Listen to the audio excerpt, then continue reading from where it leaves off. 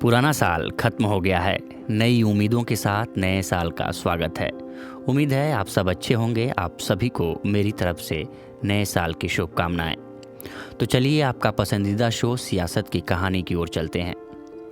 वो लड़की जब मैट्रिक में एडमिशन के लिए गई थी तो स्कूल ने ये कहते हुए एडमिशन देने से मना कर दिया था कि यहाँ लड़कियों को शिक्षा नहीं दी जाती है, यहाँ सिर्फ लड़के पढ़ने के लिए आते हैं। बाद में इसी लड़की के लिए देश की पहली महिला प्रधानमंत्री इंदिरा गांधी ने कहा था कि अगर वो ना होती तो भारत में महिलाएं जिस स्थिति में हैं ना होती। नमस्कार, मैं उपेंद्र कुमार। सियासत के पॉडकास्ट में आज बात देश की पहली महिला विधायक मुथुलक्ष्मी रेड्डी की। साल था 1886 और तारीख थी 30 जुलाई। जगह तमिलनाडु का पुडुकोट्टई जिला।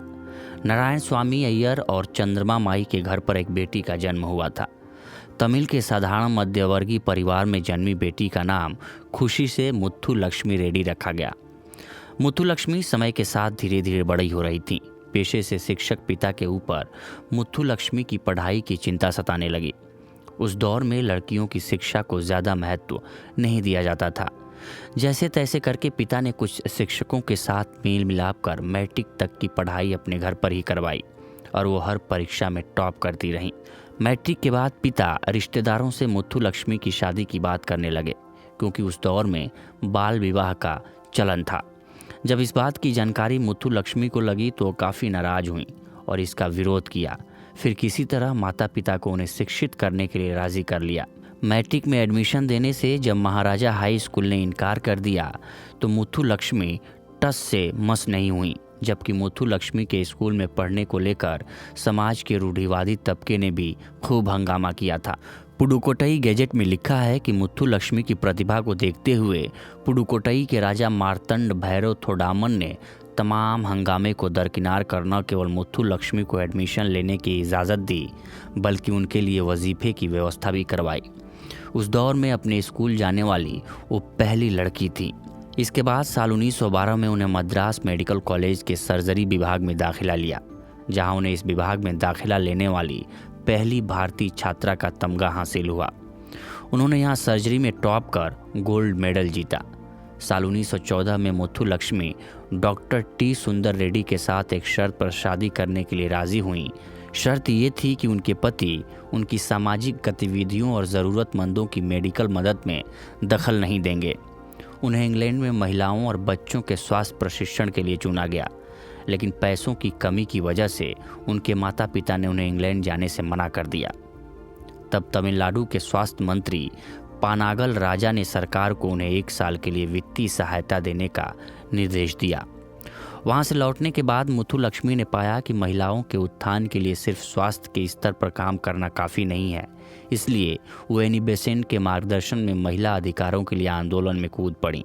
डॉक्टर वी शांता अपने खिताब Muthulakshmi Reddy a legend unto yourself में कहती हैं कि वो सिर्फ कई पहल करने वाली महिला ही नहीं थी, बल्कि उन्होंने महिलाओं की मुक्ति और सशक्तिकरण के लिए लड़ाइयाँ लड़ीं। इससे पहले कि हम आगे बढ़ें, मैं आपको बताना चाहता हूं कि क्विंट का एक पॉडकास्ट है उर्दू नामा, जिसकी होस्ट फवेहा हैं और इस हफ्ते वो खुमार यानी मदहोशी पर बातें कर रही हैं, क्योंकि नए साल पर लोग इसी खुमार की वजह से कई बार मुश्किल में पड़ जाते हैं या दूसरे को कर देते हैं। तो आप सुनिएगा ज़रूर। इस पॉडकास्ट को आप अपने मनपसंद प्लेटफॉर्म पर सुन सकते हैं। तो चलिए अब चलते हैं मुथुलक्ष्मी की कहानी की ओर। साल 1926 में उन्हें मद्रास विधान परिषद के लिए नॉमिनेट किया गया, जिसके बाद उन्हें देश की पहली महिला विधायक होने का गौरव प्राप्त हुआ। वो अपनी किताब माई एक्सपीरियंस एज लेजिस्लेचर में लिखती हैं कि शुरुआत में मैं विधान परिषद में सेवाएं देने के लिए हिचक रही थी। मुझे डर था कि कहीं मेरा चिकित्सा से जुड़ा काम प्रभावित ना हो जाए, लेकिन आखिर वो इस नतीजे पर पहुंची कि कहीं न कहीं उन्हें लगता था कि महिलाओं को घर निर्माण की अपनी क्षमता को राष्ट्र निर्माण में भी इस्तेमाल करना चाहिए। मद्रास विधान परिषद की सदस्य रहते हुए उन्होंने बाल विवाह रोकथाम कानून, मंदिरों से देवदासी प्रथा खत्म करने, वेश्यालय बंद करने, महिलाओं और बच्चों की तस्करी रोकने जैसे कानून बनाने में महत्वपूर्ण भूमिका निभाई। विधान परिषद के सदस्य के दौरान ही उन्होंने विवाह के लिए लड़कियों की उम्र बढ़ाकर 16 साल और लड़कों के लिए 21 साल करवाई।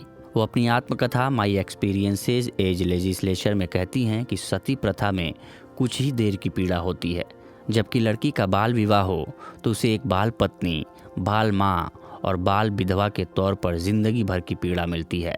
वो कहती हैं कि जब उनका विधेयक बाल विवाह रोकथाम कानून स्थानीय प्रेस में प्रकाशित हुआ तो कट्टरपंथियों ने खुली बैठकें की और प्रेस के जरिए उन पर हमला बोला।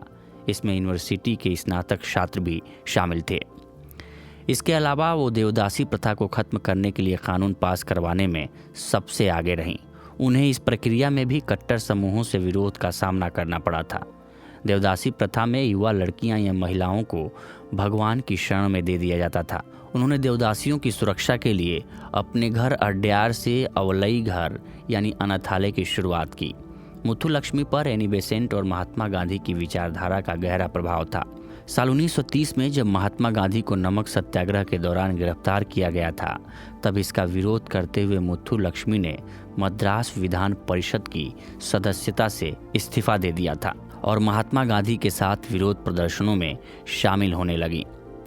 60 के दशक में उनकी छोटी बहन की कैंसर से मौत हो गई, जिससे उन्हें बहुत सदमा लगा। इसके बाद उन्होंने साल 1954 में अड्यार कैंसर इंस्टीट्यूट की स्थापना की। आज भी इस संस्थान में पूरे भारत से कैंसर के मरीज इलाज के लिए आते हैं। उन्हें चिकित्सा और समाज सुधार के क्षेत्र में योगदान के लिए साल 1956 में पद्म भूषण से सम्मानित किया गया। समाज को इतना कुछ देने वाली मुथुलक्ष्मी साल 1968 में 81 साल की उम्र में दुनिया को अलविदा कह गईं। साल 1986 में तमिलनाडु सरकार ने मुथुलक्ष्मी रेड्डी के सम्मान में उनके जन्मदिन पर एक डाक टिकट जारी किया था। ये कहानी आपको कैसी लगी हमें क्विंट के ईमेल आईडी या इंस्टाग्राम पर लिखकर बताएं और सियासत का अगला एपिसोड किस पर होना चाहिए ये भी सुझाव दें। अगर आप इसका वीडियो देखना चाहते हैं तो आप क्विंट हिंदी के यूट्यूब चैनल पर जाकर देख सकते हैं। तो फिर मिलते हैं एक नए एपिसोड के साथ, तब तक के लिए नमस्कार।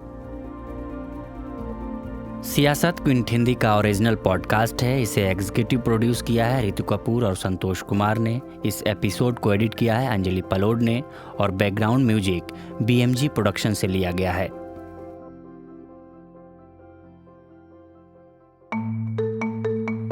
आप सुन रहे थे द क्विंट का पॉडकास्ट।